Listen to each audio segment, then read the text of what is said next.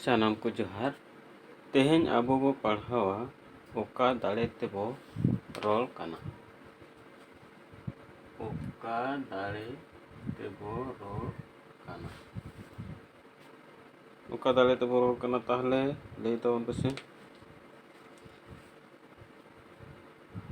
आबो मुते आर मोचाते हूँ होय बो साहेब आदेरेदा रोल झो ओना होय मोचा से तेबो साहेब ओडोक ओचोएदा उन झो आलांग पुस्टव आते लुटी जपटेट आते हुडिंग मारांग चाहा आते मोचारे ओना होय तपिन ओचोएदा ओना दाड़े तेगे बो रोल काना। ताहले अब ओका दाड़े तेबो रोल काना ओना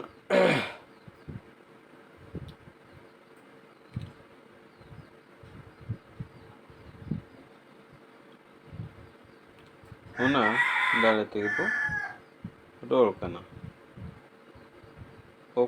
ओकोय होड़ा आलांग तीन लेका उल्टव दाड़ियाआ उनी उना लेकाय रोल दाड़ियाआ ओना दो हेवा दाड़े तेहों हुयुग गिया।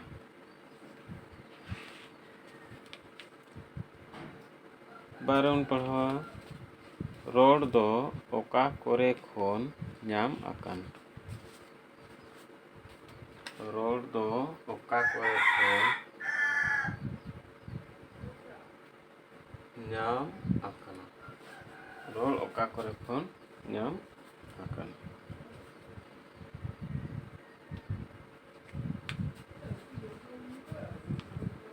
रोल को ओका कोरे खोन ᱧᱟᱢ एना ओना बाड़ाय दो आंट गिया एनहों तीना रोल कोरे खोन बाड़ायोग काना तीनिन रोल दो ᱡᱟᱹᱨᱤᱭᱟ साड़े कोरे खोन तीनिन रोल दो मन रेया अया फोटेल ओचोय लगिद आज ते मोचारे ओना रेया साड़े तावाग ᱧᱟᱢᱮन लेका ᱧᱟᱢ आकाना।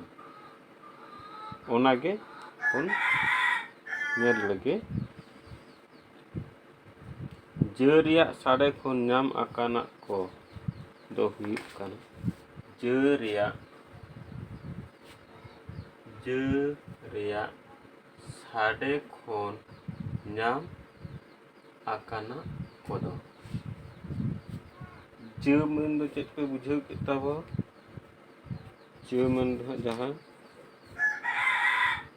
प्रकृति खन जहाँ ᱧᱟᱢ आकाना नेचर खन ओना जेमन सर साड़े खोन साड़े हु साड़े खोन होय हादार हुड़ साड़े खोन हुडुर राट साड़े खोन रपुद धाव साड़े खोन धगौ रार साड़े खोन राड़ो सर साड़े खोन सोहर सार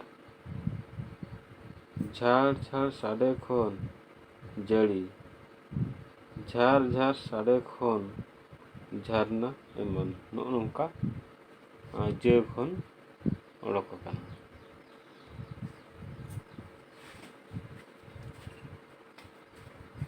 तरबुन नेला मन रेया अया खन ᱧᱟᱢ आकाना कोदो मन रेया अया खन ᱧᱟᱢ आकाना कोदो ओना कोदो ओका को काना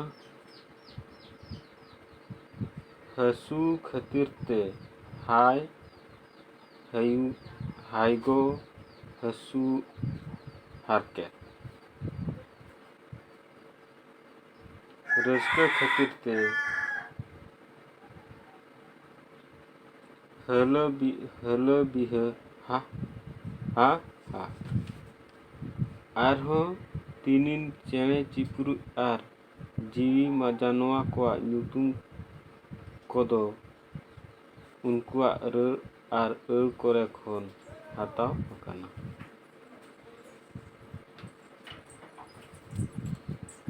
चेणे चेणे चिप्रू कोआ रड़ खोन नाम आकाना को हुयुग कना। चेणे चिप्रू कोआ रड़ खोन नाम आकाना को हुयुग कना।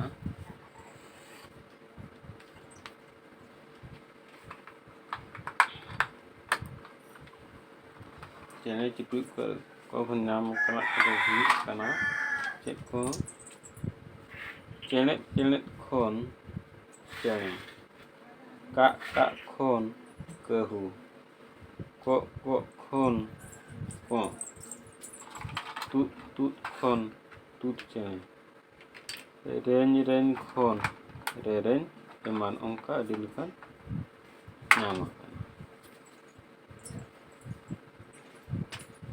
जीवी जानवर कोआ अड़ खोन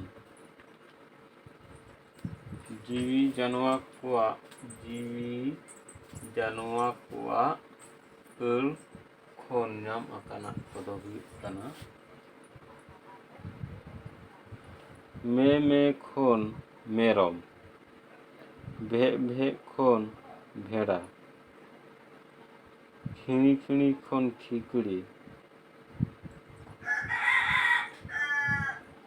चट खोन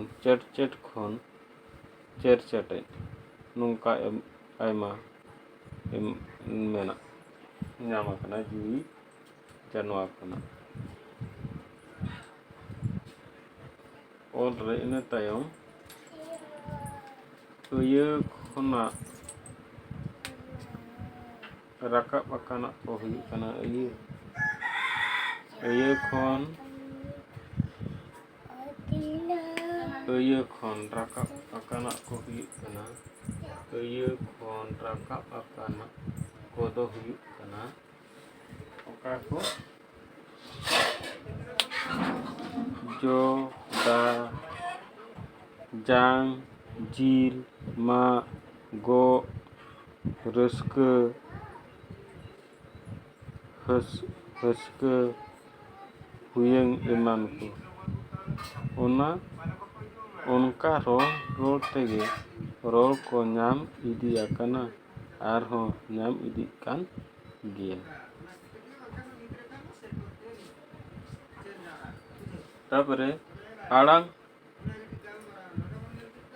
ओकाबो मेता कना। आड़ांग ओकाबो मेता कना। आड़ांग दो ओकाबो मेता कना। आड़ांग दो नोआ बो मेता कना रोल रेया पुष्टव साड़े रोल रेया पुष्टव साड़े आर ओना रेया राड़ांग तेद गे रोल रेया पुष्टव साड़े आर ओना रेना आड़ांग तेद गे आड़ांग दो मेता कना। रोल रेया पुष्टव साड़े आर ओना रेया आड़ांग तेद गे आड़ांग दो मेता कना।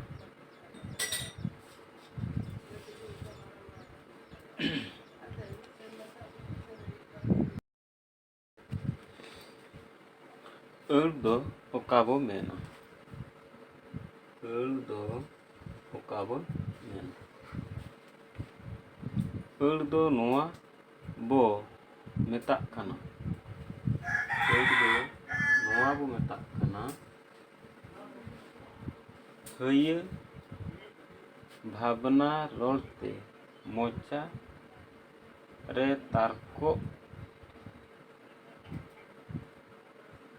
रे तावा तारको कान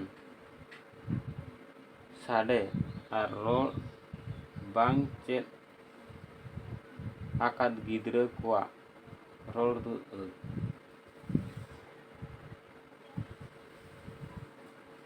हय भावना रोलते मोचारे तावा तारको कान साडे आर रोड बांग चेद आकाद गिद्रा कोआ रोड दो अड़गो।